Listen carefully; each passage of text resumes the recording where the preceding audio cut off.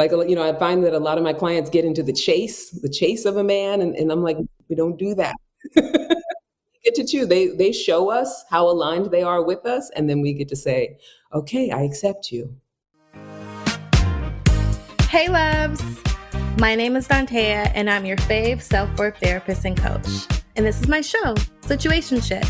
This show is about getting out of toxic situationships that go beyond partners to family and friends and everything in between, to living a life of joy and self-worth. Okay, let's get into it.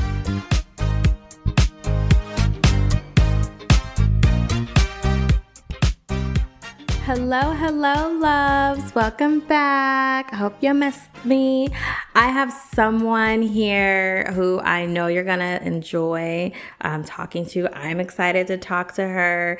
It's going to be a really great episode. We're going to get into all things relationships and attracting people and talking about men, of course, and all kind of good stuff. So let me just start off by introducing her. And you're going to be very, very happy to be here today. So I would like to introduce you to Candice Harper, who is a certified and licensed hypnotherapist, relationship coach, and workshop facilitator. She teaches people who are challenged by perfectionism, that's me, that's us, how to heal the past, love themselves unconditionally, and start their love lives over from a clean slate. Her modalities include rapid transformational therapy, strategic intervention, her own curriculum, Epic Healing.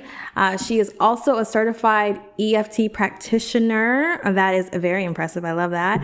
And Candice was a guest relationship expert on the Bill Cunningham Show and Arise 360 for 2 years. She is now the host of the podcast, Love Life Skills for Leaders.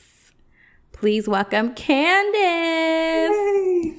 I'm so happy to be here. Happy to have you. I'm so glad we finally got to do this. It has been since the spring, maybe?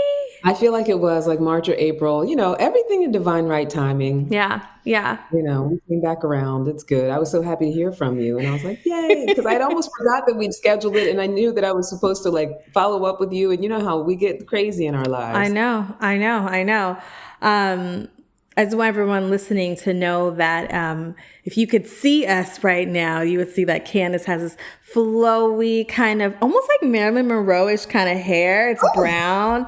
And then I got the red lipstick on, got the gold necklace and the coral sweater. It just looks, it's classy over here. And meanwhile, me, just here in a t-shirt, HBCUs matter, my favorite t-shirt that I wear all the time. And that's okay. And that's okay because thank you. It's all about self-love, like Candice said. So I'm so happy that you're here, Candice, because something that you talk about that I so enjoy is when you talk about how we kind of show up in relationships. And so I'm going to actually bring up exactly what we talked about before. So one of the things you mentioned is using couplehood to support your purpose. Now, I know that came from a previous conversation between you and I. Would you mind kind of elaborating on that? 'Cause I think that's so good. Yeah, sure, definitely. See, I think, gone are the days where, and, we hear people talking about it on social media all the time, where people are getting married because there's this desperation for survival. Like we can feed ourselves, all that stuff, right? Yes. One thing that's really great that I think that's happening for women in general now in this modern age is that we're getting a sense that our purpose is important and it can be beyond motherhood. Mm-hmm. It can be beyond wifehood, that, we're building businesses. We're actually being able to just really be fully self-expressed, right? Mm-hmm. And so, one thing that I think is really important to be aware of is that with that kind of evolution comes the understanding that anything that you bring into your life is there to grow you, support you, change you in some way, or have you live in your full self-expression, teach you a lesson, right? So when it comes to these relationships, gone are the days where it's like, I can't survive without somebody to take care of me. And so now, because I can, and because I'm so aligned with who I am, what I'm up to in the world and why I'm here, it behooves me to want to be with somebody who can align with that. Right. And for whom I can do the same. Right. So our Yeah. relationships, that's what they're there for. They're there for us to be our absolute best, most self-expressed, self. But oftentimes we think because there's challenges to it that it's the opposite. No, it's like Yes. you're looking for that partner who's going to grow you and support you and that Yes. you can do the same and that you have that kind of intimacy and interaction with. Like Yeah. we're purposeful.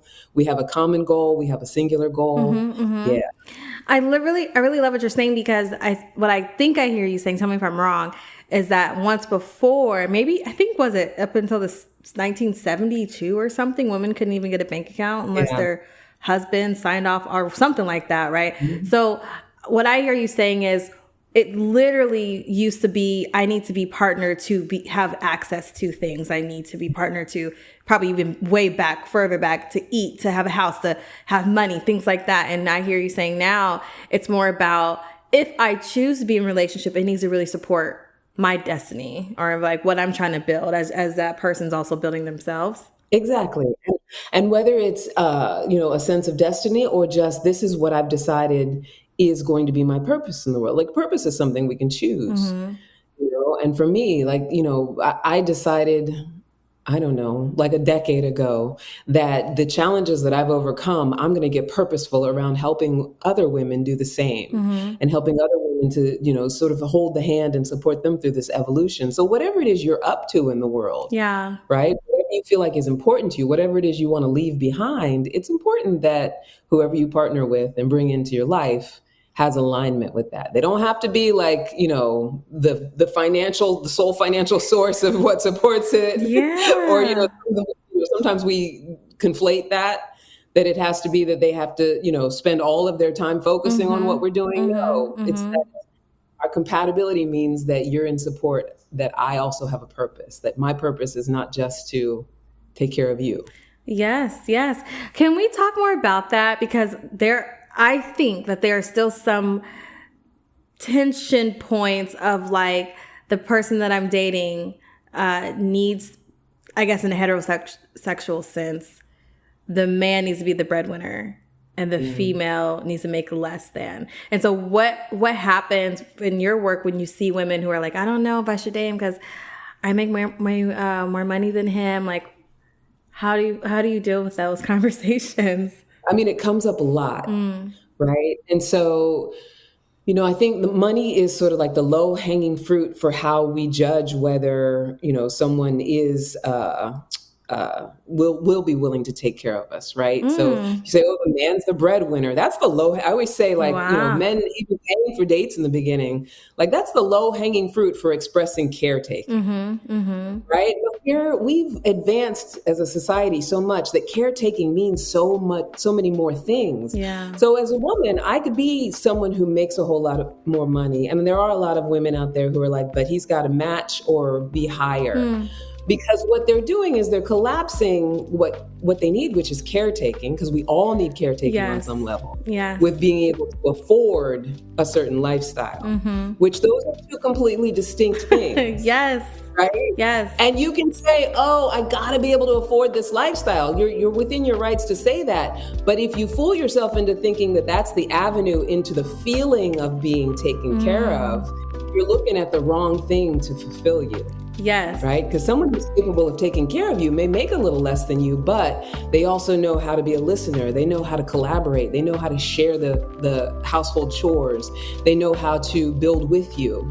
They know how to be an understanding even when they don't agree. Like that's taken care of. Let's pause. Hold on. I feel like I think some other people listening probably need to catch their breath too. Like this is some like really good stuff. And I just gotta talk about this all day because you're exactly right. I know for me, I have struggled in the past to be like, he has to make more money because what you're saying, because I want to maintain whatever lifestyle, right? Or even before I was, I mean, for years I was making like between 40 and 50 grand a year and living in Seattle, which doesn't go far. So I just wanted someone to make more than me because my thought was then you could take care of me, but not really thinking about what does caretaking look like what you're talking about now. Does that look like washing the dishes when I'm tired? Does that look like picking me up from the airport? Does that look what does that look like? So I love that.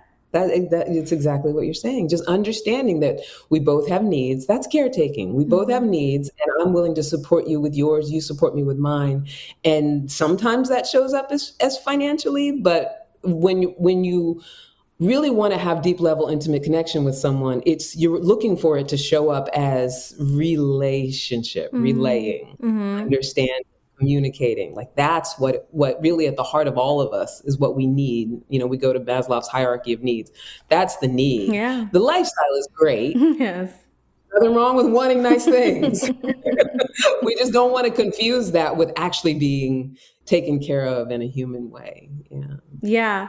How do you distinguish that with your clients? Because I can only imagine what these conversations look like. It's like, I don't know, maybe someone's like, well, I really want him to take me to Hawaii.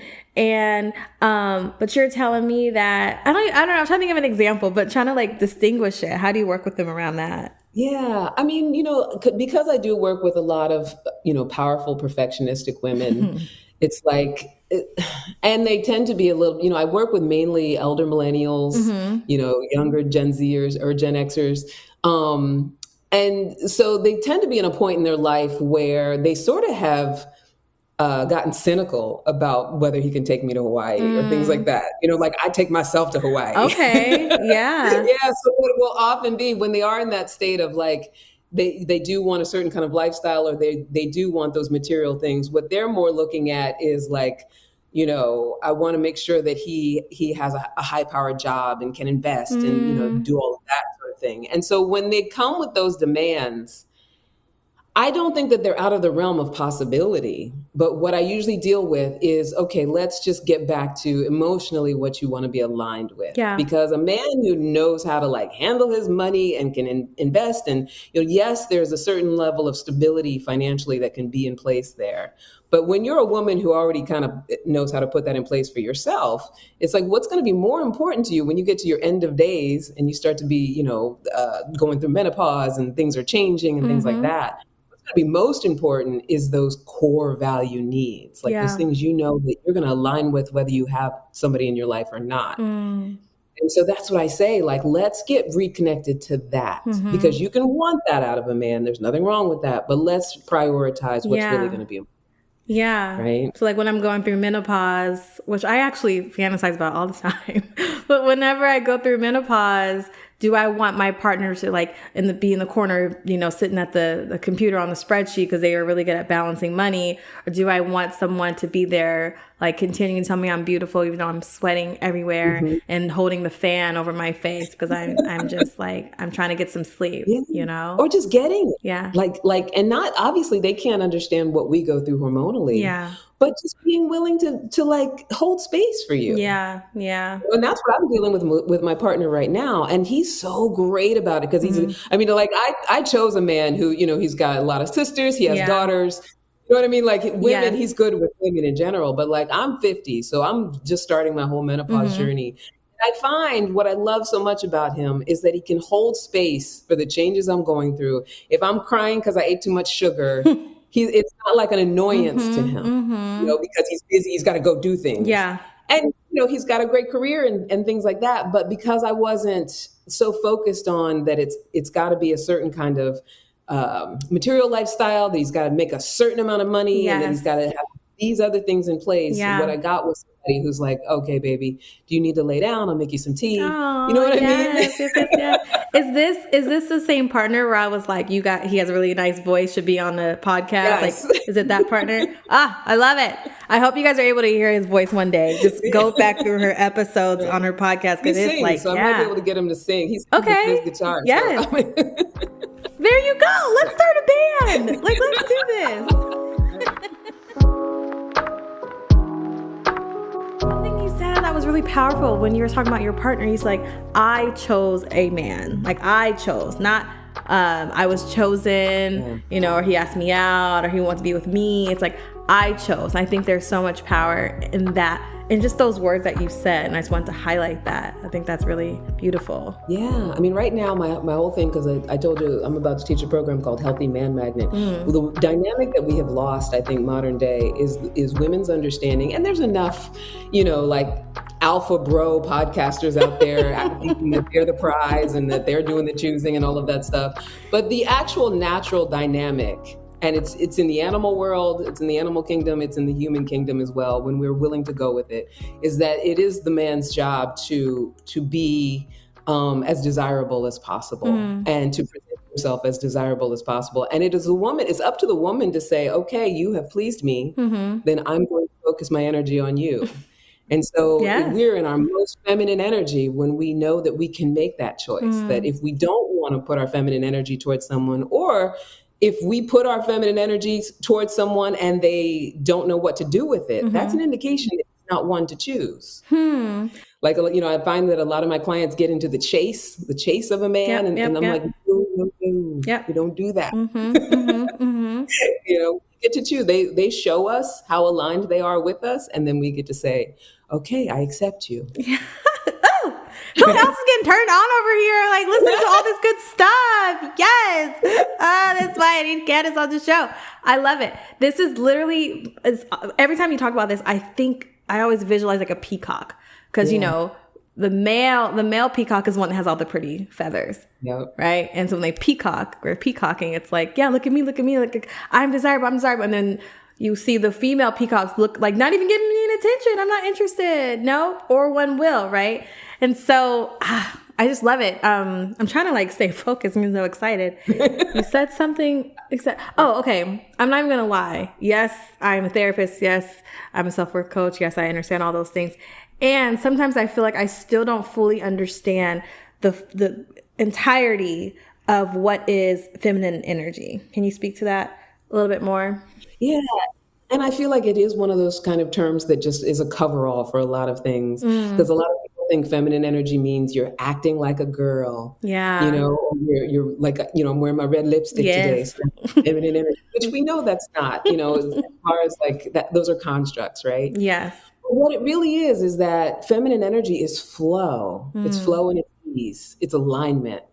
Right? So it doesn't matter what your gender is, you can adopt feminine energy because that's what you choose to. And it's powerful for certain things, just like healthy masculine energy is powerful for certain things. And so it's the understanding that I can employ it when I need it, in the sense that, let's say I am, trying to make a project happen. Like I used to be in art direction for television. So sometimes I would be in these like carpentry projects. Wow. So that was very masculine energy. Yes.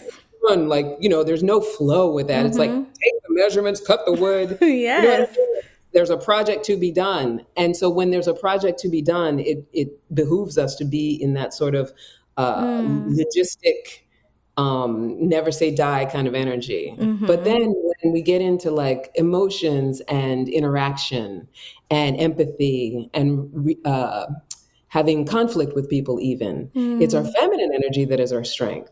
Like that ability to be, allow things to be subjective, to go with the flow of things, to be flexible, to be innovative, creative, allowing rather than forcing. Yeah. That's feminine energy stuff. I like that. As I hear you talking, I'm like, I'm thinking about myself and I'm like, okay, yep, I definitely got some masculine energy, because there are times where I'm like, kind of like in this moment, like being in the middle of a launch, right? And knowing I got to get things done and I got to get this done and I got from this time to get it done and no interruptions and I'm going to stay up all night, that kind of stuff. And then I hear you say the feminine energy where you have empathy and like lean in and you mentioned conflict. I'm assuming the conflict, like being able to have the conflict without what? Being able to be with the conflict, right? So it's that need sometimes, and we'll just put it in the context of like a romantic relationship. Yeah. It's that need sometimes to feel like if this person's not doing it or saying it how I'd like, then I got to butt up against it, right? So that's against our energy. It doesn't mean you disagree with someone, but feminine energy is peace. So it's like, first of all, I'm peaceful with the fact that you don't agree with me, that we're in conflict about it. Like I understand that you have a different perspective. Yeah. And second of all, I can state my piece without having to fight you to either get it or to agree with me or to do it my way. Yeah. Because all I do in my feminine energy is align with myself, align with important to me. And those who are good for us, who are healthy for us, when they don't agree, they can still align. Like we can understand each other, we can get each other. Those who are not good for us will want to fight you on it, or they can't be with you when you align with yourself, Yes. right? Yes. I mean, like, I don't know about for you, but I mean, there's been so many times for me in the past with dating where I'll try to bring up something, right? Have peace in what I'm trying to say because we have maybe a disagreement. And the man's response will be, even in friendship, actually, the response would be like, oh my gosh, this again, or you're not over that yet, or it's like, oh my gosh, I don't know. We don't need to talk about it. There's nothing to talk about. Like very combative, and it's hard and it's like silencing. Yeah. And it's a hard thing to come up against. And I think, what often happens is from the perception of the person who's being vulnerable or sharing themselves, it's like, first I got to ask myself, okay, so I'm being vulnerable and I'm sharing what's going on with me and what I'm feeling. And then when that's met with a brick wall, or if it's met with either gaslighting or denial or, what feels like invalidation, it is really hard not to then return with that same thing. Because then you want to, oh, now I've been vulnerable. Now I want to protect myself, right? So it's really hard to stay in feminine energy in those moments. But this is why I preach alignment, because that's what helps us just maintain our peace with ourselves, right? So I don't need you to validate me. I don't need you to, fully understand, because as long as I'm needing you to, I'm attached to an outcome from you. Yeah. All I need is to be able to stand in the peace of it myself. Now, if we can trust, and this is the hard part because it takes a lot of practice, this is not what we are taught to do. If we can trust that our own alignment will either influence that person's energy or it won't, and it's okay if it doesn't. Like if it means that it's the parting of the relationship, if it means that person has to sit with it and sit in conflict with it for a while, if it means that it's going to change the dynamic of our relationship, we have to be okay with that. Yeah. And often we're not. We're like, I have something to say and you don't get it and you're a problem. Yes. Now we got to break up. Yes, of course. Or now we're just going to be fighting all the time. It's going to be awkward all the time, or something, negative has to come from it. Part of the practice is this is our growing together. I'm going to allow whatever this is. You can feel how you want to feel about it. But with me, I'm at peace with what I know to be true for me. Yeah. Now, caveat is that oftentimes we feel like our feelings are facts. Yes. And so if we feel something and it comes up against any sort of disagreement or misunderstanding, we automatically take that as you don't care about me, you don't love me, you can't hear me, something's wrong with you or something's wrong with me. And so we want to the practice is to get an awareness that that's what we're doing. Yes. Right? That it's all just perceptive stuff. It's not real, but our feelings are valid and we're allowed to express them. But the expectation that someone else know what to do with them is a really, it's just a really sabotaging expectation on the relationship. It is. I talk a lot about that with the people I work with, and I talk about that all the time on the show, like finding your voice and be able to express like what you need. If I say I'm mad, or if I walk around mad, whatever I know my mad to look like, and my partner has no idea that one, this behavior that Dantea is doing is mad, and two, she feels mad, like I think it's a setup from the beginning, right? Nobody knows what to do. Nobody knows what to say. And now I'm getting all mad and hot and bothered because you're not responding the way I need you to respond, because you should know that I'm mad. Yeah. And then it just snowballs. Oh, yes, it does. And it's not to say that it's easy. Like when we are triggered by things, I still to this day, like I've been in practice for a long time, I'm 50 years old. So still to this day, I find myself wanting to just react to what I'm feeling, but that willingness to just be like, I feel mad and I'm perceiving that it's at this person, which usually it's something within us already. Oh, yes. Whatever people triggering us, it was already there. Oh, exactly. Right. But it's that understanding that this is something that I can love myself through, that I can give myself grace around. And if I'm willing to let myself feel it, then I won't need so badly for that other person to know what to do about it. or how to let me feel it or to validate that I feel it. I got to know how to do that for myself. Yes. Because nobody else can really do it for us. Sometimes people are No. like, supporting and they might hit on the right button and get lucky or whatever. Yes. But the expectation that a romantic partner know what to do, especially if we're making them wrong, Yeah. like I'm mad at you makes you wrong, Yeah. right? Yeah. Blame on you and I'm shaming you. It's probably bringing up your stuff, 100%. Yep. right? Yep. Yeah. Yeah. I'm in a relationship now, and I must say, it's one of the healthiest relationships I've ever been in. You're talking about the feminine energy. There's a lot of that happening on both sides. There's understanding. There's no arguments. It's more just like, this is how I'm feeling.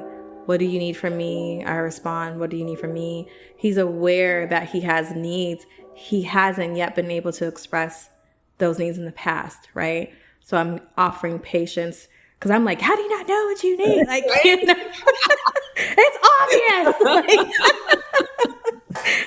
Like, letting him come to his own understanding of, like, if you've never really had to ask yourself what you need from others, you're gonna need time. And I'm bringing this up because you have mentioned when you're in alignment and you're in a relationship and there are challenges.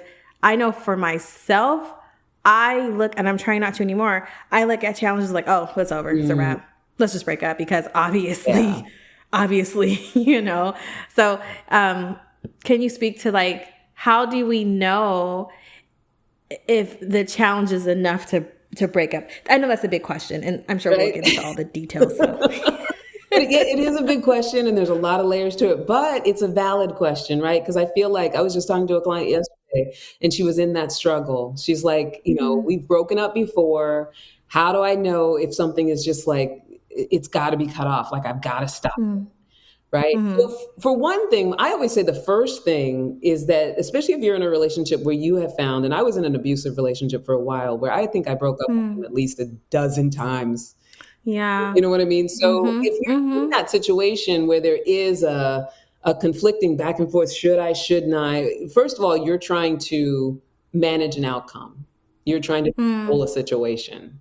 Right? Oh, yes. Because we often feel like in order to make things better or change things, that we have to then chess piece it around. Right? And we're putting it out there. We're putting it with the other. So if you find yourself in a situation where you're constantly in that conflict, the first thing to do is just to go inward. Like, what's going on with me? Is it like something going on with my attachment style? Is it something going on with, this reminds me of something familial? Like my father left and I'm accustomed to an abandonment feeling. Like, even though I don't want it, that's what's familiar, right? So pushing you out, pushing you away will give me that old familiar feeling. And, we comfort ourselves with those familiar feelings, even though it's not what we want, right? Yeah. So it's that willingness to just like go inside first and just start to do an inquisition with yourself. Like, what is going on with me that with this particular person, I'm always back and forth, or I'm always on the fence. I can't make up my mind whether they're aligned with me or not. Like, what am I telling myself about this? What is at the heart of it? Like, is there a baseline of feeling comfortable with this person? Is there a baseline of always feeling in peril? And that's what I'm used to. It's the willingness to just do a self-examination and just see what's going on with ourselves. And often we don't take a moment to just check in with ourselves. Like, no, why am I feeling this? Why do I feel so angry? How come every time he looks at me, I want to knock his block off? Like, that's not him. That's me that feels angry, right? So I got to ask myself, like, am I associating it with something else? And then oftentimes I say, if you're at least willing to go into that inquisition, then you're ready for the next step, which is to ask support. Right? Whether that's sitting down and talking to a clinician or a coach or a mentor, someone that you trust, that you can be completely vulnerable around, that doesn't have their own agenda. That's why I always say stay away from family.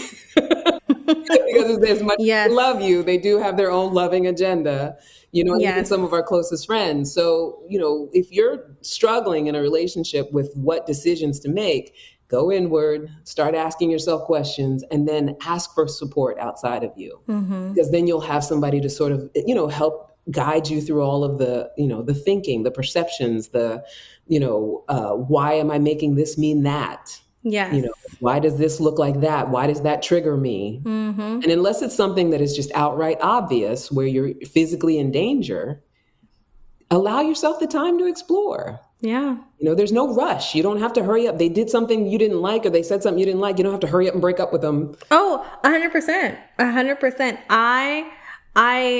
It's taken so much work to finally get to a place of a disagreement, a challenging conversation, miscommunication, right?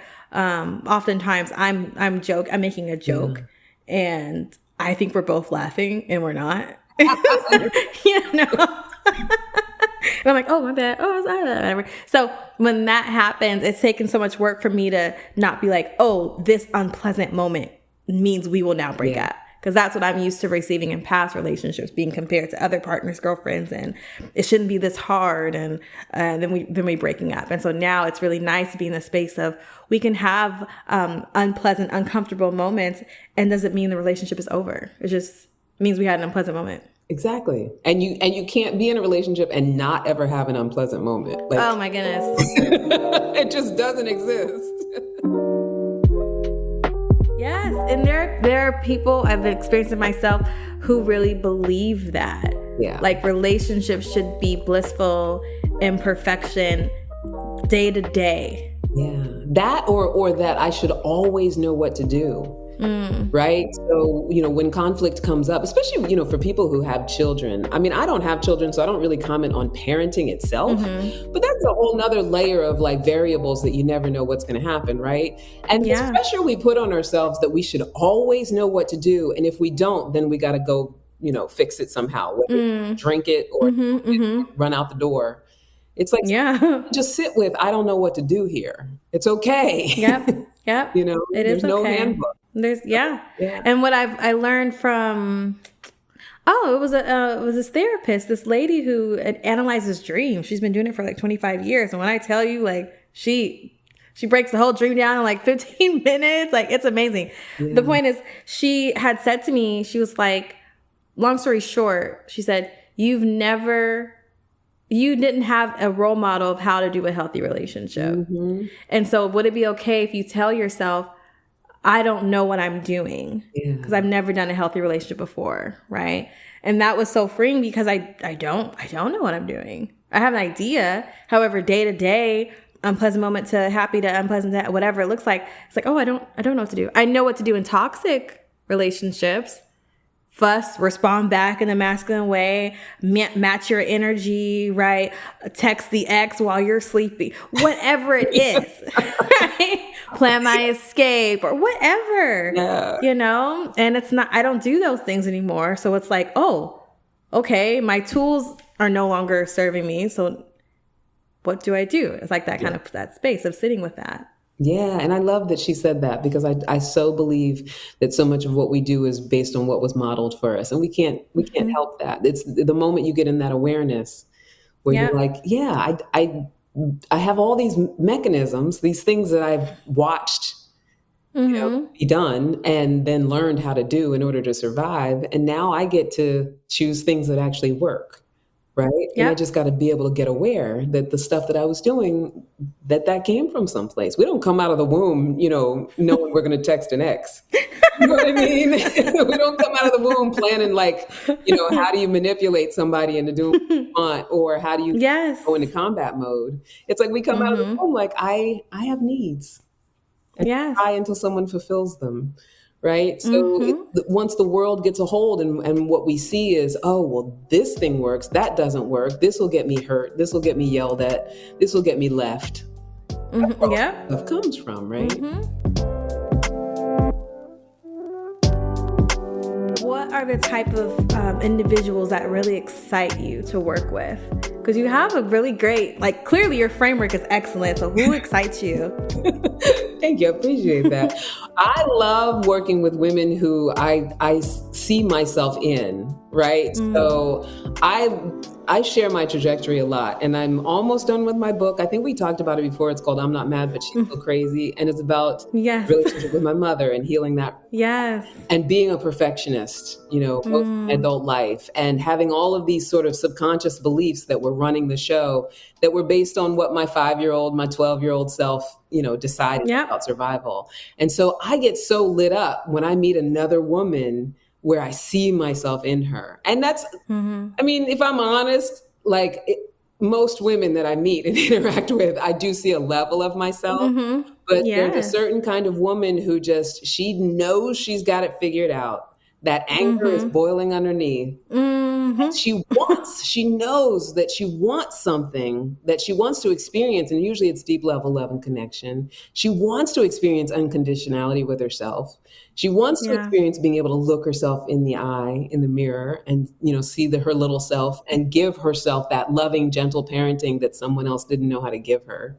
But she has no idea because she's so used to fighting. And she's been fighting her whole life. And that's who I was. And so when I meet that woman, I'm like, yeah, I got you, girl. Yes. I love that. And with those type of women, I've been there myself. I'm sure I could definitely transport myself into that bubbling anger. I think I still have a lot of anger in many ways and with different things.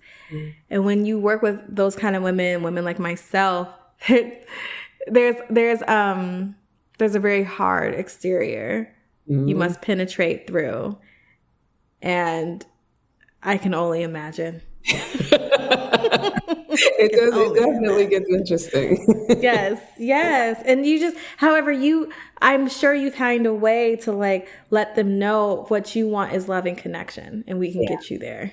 Absolutely. I mean, usually, what it comes down to is, we start out getting Christian, because I'm a coach first and foremost. So with coaching, the most important thing is, what are you trying to create? What is your goal? Yep. Where are you trying to get to? And as soon as we start having that conversation, the thing that I go to next, well, what is standing in the way? And especially, so the harder the shell, it's the harder the break. As soon as I start talking about, the things that I feel are standing in the way, it's it targets everything. And so, and we often don't talk about that stuff in polite conversation. So when someone asks you something like that, one-on-one, or even when I'm doing a healing group, it's it just breaks everything down, because now you're present to what you're just walking around sort of guarding all the time. Yeah. And there's a moment where you're seen, and who doesn't want to be seen, right? And it's not fun being seen all the time. Yeah. Because now you're spotlighted, and it's oh my gosh. And if you haven't sat with your own stuff and someone is seeing your stuff that you thought you were hiding, a lot of emotion, I think a lot of beautiful emotions can come up, very intense emotions. And it's hard. Yeah. And so hitting on that, I think, is lovely. And for the client to experience it, I'm sure it's oh my God, I didn't expect all this to happen, second session. Yeah, I do get that often, where it's I shouldn't be crying. It's no, stop with the shouldn't be crying. Not right away. Yes, please I've been cry. holding back these tears. I'm yes, flow, because they need to come. Yeah. Especially Black women. How many times do we not have our face match what's happening on the inside? Just masterful at it. No. Can play poker with the best. I talk about this in my book. My mom, she has since passed. She passed away in January.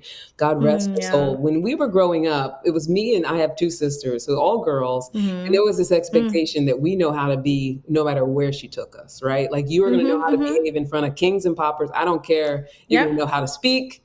You're going to know how to code switch. You're going to know how to do whatever it is. And so she had this habit of, when I was a kid, I hated it. But as an adult, I get it. Wherever we would go, the expectation that we behave was so high that if you made mistakes afterwards, you were going to be in trouble. Yep. Right? And whatever in trouble was going to mean, she was just going to be mad at you. And so I realized that what I learned, and I think it's the same for my sisters, is that it's what you were talking about. That mask can go up. if I needed to. And when I worked, in my previous career, I used to work in television. I needed it. It was a strong suit because there were times where I really wanted to just come out my face and, punch Yeah. somebody in the face or be Yes. out and out angry. But because I had that skill of just like full code switching, smile on my face, even though in my mind I'm murdering you. Yep. Yep. Right? But 100%. and it's good to have if you're moving around in, colonized masculine spaces and you need to survive. But then when it Yeah. comes to our romantic relationships, our friendships, our close familial relationships, sometimes we're still doing that. And Yes. even with ourselves, we're still wearing Oh, that yes. mask of pretense and pretending. Mm-hmm. So, what you're pointing at is exactly right. As women of color, it's like just that ability to give ourselves permission to actually say how we feel how we feel, express it without trying to hurt somebody else, Yeah. and just be real about it and be with it. That alone is so healing for us, so Yes. necessary. It's so necessary because there's so much stuff that's backed up, and there's so much speaking of being in alignment, right? If I'm saying I'm really hurt and I'm upset about what my ex-partner did to me, yet I'm smiling on the outside, I'm out of alignment. And so to get back in alignment, a lot of stuff can finally come out and come up and come out, right? And that could look like all kind of things, but it's so necessary. Right. And not making myself wrong for it. It's okay that I'm upset about Yeah. it. Like I'm not, there's nothing wrong with me because I feel anger. It's something needs to be felt, and that's okay. Right. There's nothing wrong with Absolutely. me that I feel sad. I'm allowed to feel hurt and sad. I was yesterday, part of this breakup, there's a baby involved. So why are you trying to hold back the tears? Yeah, that's sad. It's Yes. okay. Yeah. Yeah. Yeah. I expect you to be. I would be. I feel sad. I'm sad not even know this person. Like, yeah, I'm sad for that. And I think also like it's okay that we're sad for more than a day, for more than 5 minutes, or I cried myself to sleep, or there are many days where I've been sad for days on end. And I've been working with myself to be like, it's okay that I'm still sad on day 7. It's okay that I'm still sad on day 8. Like, you know what I mean? Like, it feels like we have to have that one cry and then like tuck it away, move on because things need to be done. Yeah, no, it's true. It's true. And, it's that grace that we give ourselves to allow ourselves to process. And then, that willingness to ask for support, right? Yeah. It does go on for longer than is healthy for me. Then it's good to ask for help around it too. And that's another thing as women of color that we often struggle against is the Yes. feeling that you got to be a lone wolf. Yep. Actually keeps us locked in these emotions and locked up with stuck in the Yes. feelings. Yeah. Absolutely.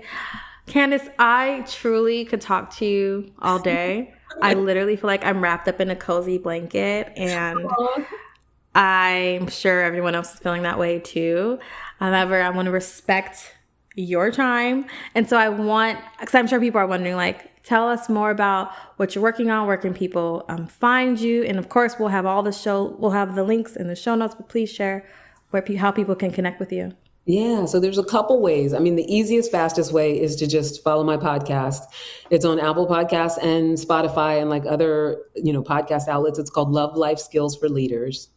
And, you can find out all my other links and stuff by listening to the podcast. But also, I was telling you earlier that I am starting a new group for 2023. We're launching in January.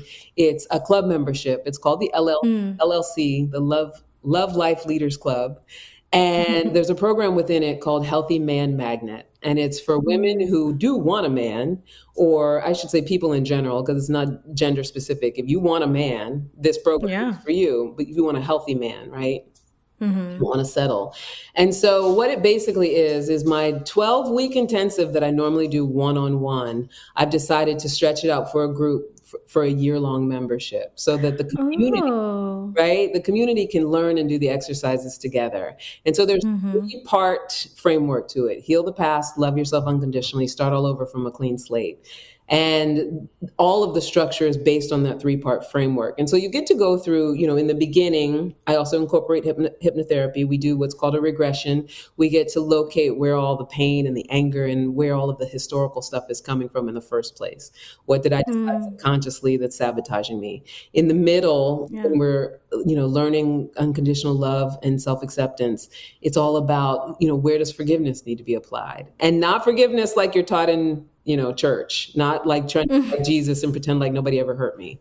But forgiveness, like how do I now take responsibility for my own experience, not responsibility for what was done to me, because that's not my fault. And then the last part, starting over from a clean slate, that's where we get to do all the creative self-expression stuff. Now, from this space of letting myself know how to process and feel my feelings, I get to create from nothing. And I get to make new choices that I never would have made before because I was stuck in the old story. And so it's the year-long journey. And, I'm going to do it with a whole community. Oh, that sounds awesome. And so that starts January. It launches in January. Okay. And it's going to be a combination of group hypnotherapy, and there'll be coursework, like digital coursework that people can access. And then, of course, support. And I'll be coming into the group for support, and learning and things like that. Yeah. I love that. I really love the piece about that you have self-sabotage in there, because I was actually talking about that today with a client. And I think self-sabotage is something that is not talked about enough personally. So I love that you have that in there. Yeah, most definitely. And it's really, it's really just about getting to a point where, you're no longer, because I feel like a lot of times, especially in this transformation conversation, we're talking about like work on myself, where it's not about working on yourself. It's just getting aware and having an understanding and developing new practices, right? Yeah. Like if you were doing a yoga practice, or if you decided to pick up something that you didn't know how to do before, it's gently taking people through. And that's often why we sabotage ourselves, is because we think we're light switches. We're just supposed to instantly get something and work on ourselves. But it's about really like gently evolving and transforming, and using the strength of community in order to do that. Oof. Yes. Community. Yeah. Community's everything, man. Community is everything. It is. It is. I love that. Specifically when we're dealing with our pain and our trauma, because it's that I'm the only one, I'm different, I'm not enough, this is just singularly me. Community takes all of that away. Like, I don't know if you've ever been in a, I forget what the exercise is called, but exercise where it's like you're in a group and they'll say, well, I have, or it's similar to like, never have I ever. So if you say, I've dealt with this particular trauma, and in a safe container, people can raise their hand, and you get to discover that like almost everybody in the room has experienced something similar to what you've experienced. Yeah. Wow. Or has thought something similar to what you have thought. People who, ideation about hurting themselves, things like that. It's much more common than you think it is. And just that alone in community relieves a lot of the pain that we deal with. It does. I like that. I might have to try that one day. Just erase. Sometimes it's really hard to say it out loud. However, just a symbol, like symbolizing that I'm here with you. I've experienced that too. Yeah. I like that. I like that technique. Like you don't have to tell it if you don't want to. You just indicate that you've experienced it as well. That's great. Because people like me in group circles, like I have no problem talking. So I mean, if someone else wants the mic, you're going to have to raise your hand, because I don't know. I'm like that too. I'm like, I'll share. Yeah, I'll share. We need to kill time. I got 20 minutes stories. I get that. Well, Candice, thank you again so much for coming on the show. I'm so happy you're here. If you ever want to come back, you are more than welcomed. When you do come back, though, I will be in full gear. Like, I will have my lipstick on. I'll have my mascara on. Like, I will do all of that. It's gonna be great. And for everyone else, don't forget, in 3 weeks, November 28th starts the holiday event that I'm hosting called Single and Happy Holidays, where you will learn how to feel loved and worthy this holiday season when you are not partnered. So you can sign up for that in the show note links as well. And you guys enjoy the rest of your day. I love you. Talk to you later. Bye. Thank you for listening to the show, loves. This show was produced by Mackenzie Mazel and me, Dantea. If you got a question you'd like me to answer, which I know you do, please send it to dantea@soireesintherapy.com. That's SOIREES for soirees. When you do that, the answer might just become an episode, and I would love to keep talking about your question. Want to work with me? The link is in the show notes. I'll see you there, and I'll see you in the next episode. Okay,